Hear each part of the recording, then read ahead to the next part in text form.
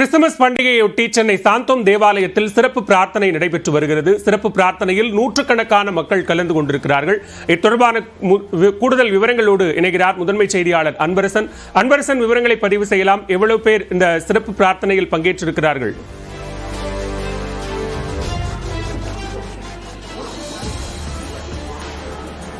பாலா, இயேசு கிறிஸ்து பிறந்த நாளான இன்று கிறிஸ்துமஸ் பண்டிகையானது உலகம் முழுவதும் வெகு விமர்சையாக கொண்டாடப்பட்டு வருகிறது. இந்த நிலையில்தான் தற்போது நாம் சென்னையில் இருக்கக்கூடிய பிரபலமான தேவாலயமான சாந்தோம் தேவாலயத்தில் இருந்து கொண்டிருக்கிறோம். இங்கு நேற்று இரவிலிருந்தே சிறப்பு திருப்பலிகள், சிறப்பு பிரார்த்தனைகள், சிறப்பு கூட்டு பிரார்த்தனைகள் ஆனது பேராயர் தலைமையில் தொடர்ச்சியாகவே நடைபெற்று வருகிறது. இந்த நிலையில் கிறிஸ்துமஸ் தினமான இன்று காலை சரியாக 7 மணியிலிருந்து இந்த சாந்தோமில் இருக்கக்கூடிய சிறப்புமிக்க இந்த தேவாலயத்தில் நூற்றுக்கணக்கான மக்கள் சிறப்பு திருப்பலிகள் மற்றும் சிறப்பு கூட்டு பிரார்த்தனையில் ஈடுபட்டு வருவதை நம்மால் காண முடிகிறது.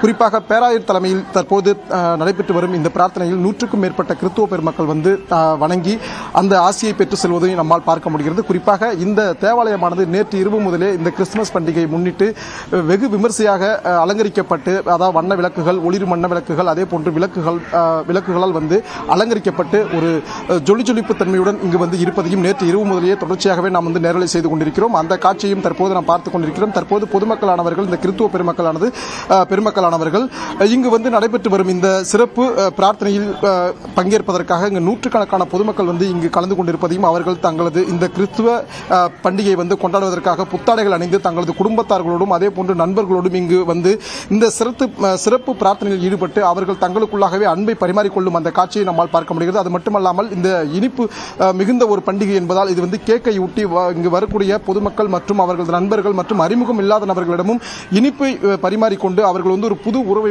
இங்கு தொடர்வதை நம்மால் பார்க்க முடிகிறது. அது மட்டுமல்லாமல் தற்போது நடைபெற்று வரும் இந்த கிறிஸ்துமஸ் விழாவில் இங்கு ஏராளமான சிறப்பு ஏற்பாடுகள் செய்யப்பட்டிருக்கிறது. குறிப்பாக இயேசு கிறிஸ்து பிறந்த அந்த ஜெருசலேம் பகுதியில், பெத்லகேம் பகுதியில் அந்த மாட்டுத் தொழுவத்தில் பிறந்த அந்த சொரூபமானது தற்போது காட்சிப்படுத்தப்பட்டு வைக்கப்பட்டிருக்கிறது.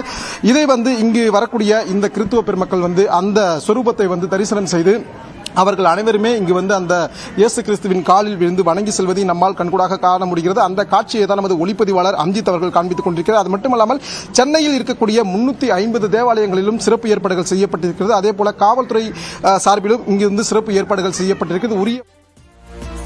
நன்றி அன்பரசன், விரிவான விவரங்களை பதிவு செய்தமைக்கு.